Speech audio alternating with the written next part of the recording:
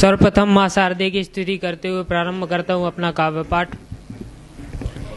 कि धरा के नाम पे लहू से अपने तिरंगे के उत्थान को सम्मान लिखता हूं। भगत सिंह सुखदेव राजगुरु के चरणों की धूल मेरे माथे पर, परंतु उस बूढ़ी काया को भी देश का स्वाभिमान लिखता हूं। क्या बात है।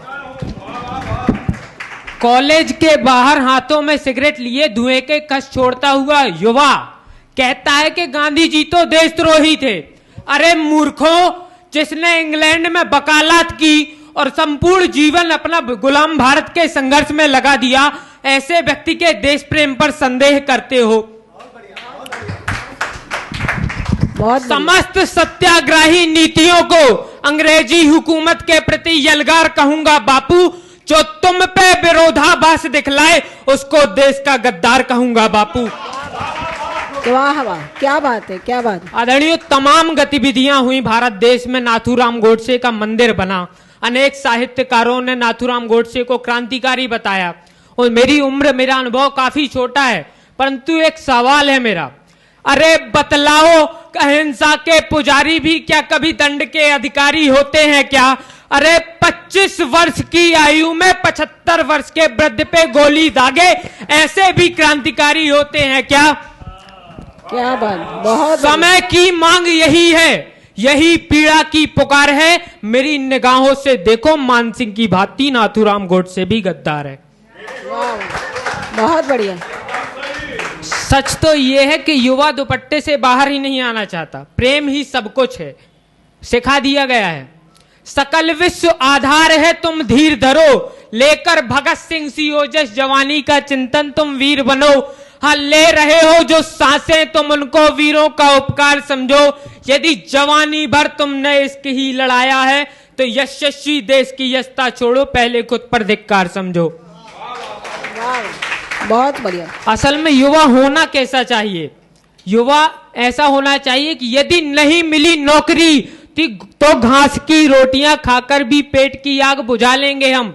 यदि छोड़ना पड़ जाए राजपाट तो वन में कुटिया बना लेंगे हम। युवा असल में धीरन के कपाल छत बिछत वही लहू लोहान बही देह अपारा। एक हाथ तलवार दिखे, दूजे हाथ मुंडन की माला।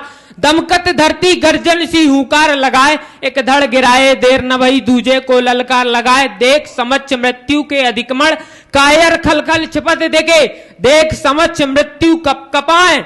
धीर वीर वही जो देख समझ मृत्यु को, मृत्यु को अधिकमण मुस्कुराते हुए झेल जाए।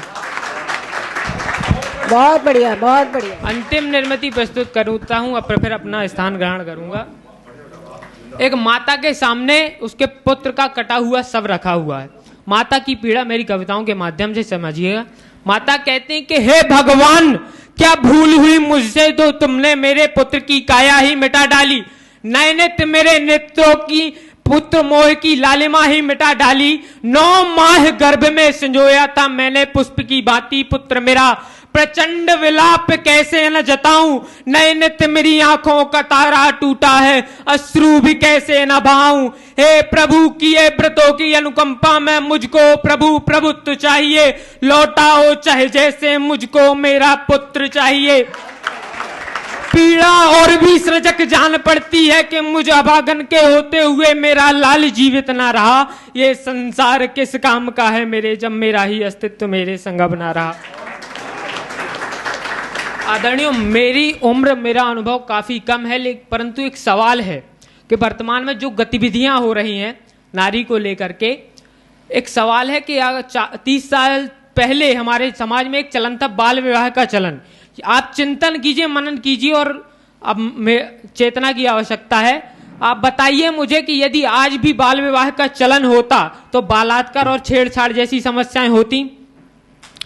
गुरुकुलों में वेद पढ़ाए जाते थे, हृदय में देवी चेतना जगलाने को। आजीविका एक वक्त के भोजन पे निर्वाह किया जाता था। कहीं संतानें आज की भांति बर्बाद ना हो जाए, इसलिए बाल विवाह किया जाता था।